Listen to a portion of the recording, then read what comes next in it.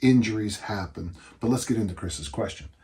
I've been following the NFL season, and I'm noticing that the blame for player injuries is often placed in the team's strength and conditioning program. Do you think this is fair? There are programs that are badly run, and they do hurt people in the weight room. I've always felt this, Chris, and it's a very simple thing. I think athletes get injured playing their sport. And in fact, it's going to sound odd. I'm okay if an athlete gets injured, playing their sport, in a game.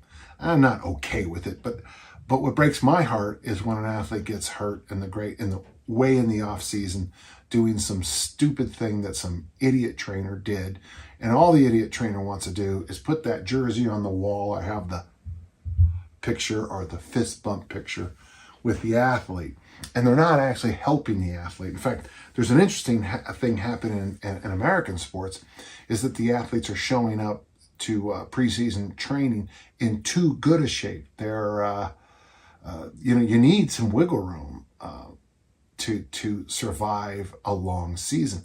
The NFL season now 17 games. What idiot allowed at that level 17 football games? Yeah, and even the fans are picking up on it. It's like it's no fun to watch the last few games of the season because you haven't even heard of most of the quarterbacks because everyone in the league is injured. But let's move on. So, can you blame it on the strength and conditioning program? You can, but it's not fair. It has to be a little bit more investigated than that. But I like your point. Does a good strength conditioning coach help prevent not only soft tissue injuries, hamstrings, etc.? Usually they can help, yeah. But also more serious injuries such as ACL tears. And whether the strength conditioning program is or not responsible, do you have any thoughts of why some teams seem to have more injuries than others? It's interesting because in our beautiful little inner circle, we've got some people with concussion issues and things like that. When I was young, we were told that we could prevent concussions by getting stronger necks. Man, I built my neck up, and then I was told to use my helmet as a weapon. And folks, I was literally told to use my helmet to inflict pain on the opponent, which of course is a problem because if you hit somebody with your helmet, the only thing that connects your helmet to your body is your neck, and that's a bad thing. When I work with people in the inner circle, especially the one person I'm thinking of, we had 2 or 3 follow-up phone calls, just one-on-ones, to talk about concussions. When it comes to things like concussions, that is part of the problem with collision sports and collision occupations. A buddy of mine is a Marine, and he talks about the reason he's hard of hearing is because the Marines provided him this when they shot artillery, and that wasn't good enough for him, I guess. When it comes to war and being a police officer, there's a statement that the enemy has a vote, and bad things can happen. If you play a sport like rugby or American football or any fighting sport, the enemy has a vote, and there is a chance you can be the best skilled fighter in the world and destroy a really good boxer. But if he's a one-punch Charlie, if he's a slugger, he connects on one and the fight's over and you lose. I don't know how to answer this question because it's difficult. One of the longest enduring athletes in National Football League history is a guy by the name of Tom Brady. And I really liked his book. I want to say it came out in 2016. And I'd like to say I should be able to point to it right now and find it, but that would be a little too convenient for this. But when Tom Brady's book came out, I thought it was a good book. And I was literally attacked online on this same kind of thing, the internets, for liking what I read in Tom Brady's book. Well, I liked the fact that he emphasized sleep. I liked the fact that he ate a lot of vegetables. I liked the fact that he worried about mobility. He calls it plasticity. I don't have an issue with an elite athlete using bands.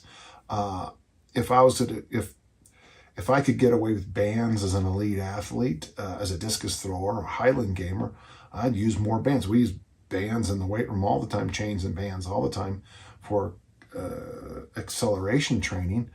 And, but I don't know why the big knock on it. He spends more time than anybody else worried about things. He does all kinds of really interesting self-massage stuff. And yeah, I guess, and yeah, he drinks weird foods and eats weird stuff. And I get it. But damn it, you got to look at the guy's longevity, look at his success.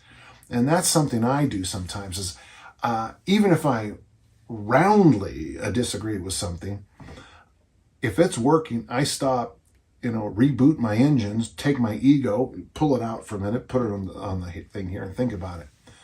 I can actually circle some NFL, I know of a Super Bowl where the strength coach cost them the game. I do know that. They were doing heavy maxes the week of the Super Bowl. I don't know about that. I see it in high school a lot. You see teams that focus a lot on the power lifts towards the end of the season. They have a different kind of, sometimes you just need to, in track and field, and this is from the great strength coach, Richard Marks, you have to let your strength levels come down so all your other qualities can now explode. To throw I can remember throwing the discus, and I don't know if I need to say meters or feet here, but I remember throwing the discus 160 to 170, and those efforts felt much stronger, harder than when I was throwing 190 the next year or two. Because the next year or two, I wasn't constantly trying to get stronger in the weight room. In fact, my senior at Utah State, and I'm looking at a beautiful Utah State thing on my wall here. My senior at Utah State, I was just sick and tired of being in the weight room all the time. And let's see, I just made a set of numbers that I wouldn't go over. I'm just spitballing now, but I don't think I squatted over 385 because I read something that you only needed, whatever you could clean, you only needed to squat 20 pounds more, 10 kilos more. I think it was Vasily Alexiev who said that. So I said, forget it, man. I'm not squatting over 385 anymore.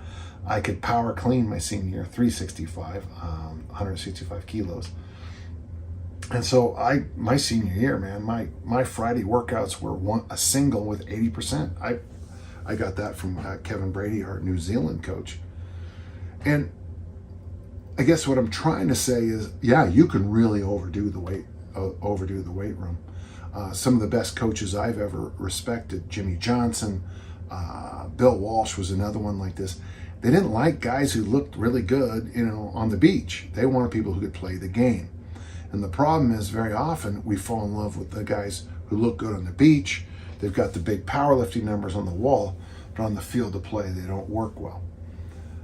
There are some exercises that I think carry over to every sport, and this is to answer your question finally, Chris.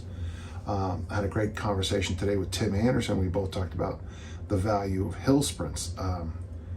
As I say in Easy Strength Omnibook, I've never had an athlete get hurt running down a hill.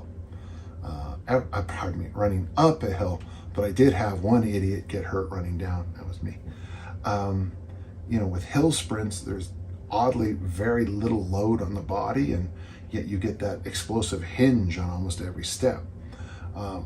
So if I'm working on a program trying to get people in shape now, I'm thinking more about work capacity, so more farmer walks in training, more hill sprints in training, more big global exercises. For example, most people aren't going to overload the overhead squat or the front squat. So I stick to those more in season now because I know that the movement is going to ratchet down the athlete's ability to cheat around it. What I have to do is go online and look at the squats you see sometimes the high school kids doing, and they're going extremely heavy. I just got a video of a boy doing a squat, and I'm like, that it was a good morning followed by an 8th squat, followed by he and the spotter smashing into the rack. I mean, for safety, I worry about fingers, getting caught between metal there. So yeah, can you blame the strength conditioning coach? Yeah, I wouldn't say blame, but the strength and conditioning coach can be part of the problem. Very often the head coaches are part of the problem. The best head coaches I know seem to stick around a long time, and they understand the importance of strength and conditioning, but they look at other numbers too. And of course, the most important number to look at is wins and losses. You'll notice a lot of great coaches, their concept of what goes on in the weight room and the conditioning areas, that's enough. Let's get back and let's work on what's important. And that's the $1 million clue to high level performance. What's important?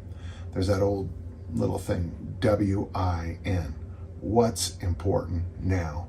And it's it was a cliche there for a long time, but there's still some reality to it. I mean, you show up with the strongest team in the history of American football, but your athletes don't know what to do after a safety, or can't line up correctly on a kickoff, or don't know you're supposed to have 7 men on the line of scrimmage.